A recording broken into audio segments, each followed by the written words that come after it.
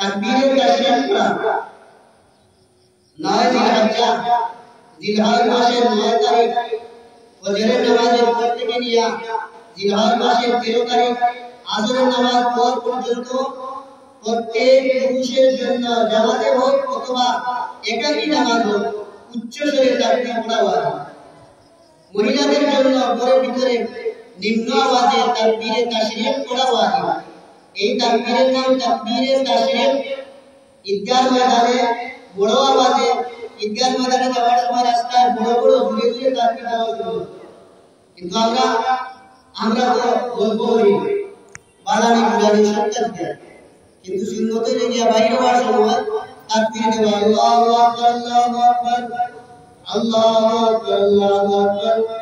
আল্লাহু আকবার আল্লাহু আকবার আল্লাহু আকবার আল্লাহু আকবার আল্লাহু আকবার আল্লাহু আকবার আল্লাহু আকবার আল্লাহু আকবার আল্লাহু আকবার আল্লাহু আকবার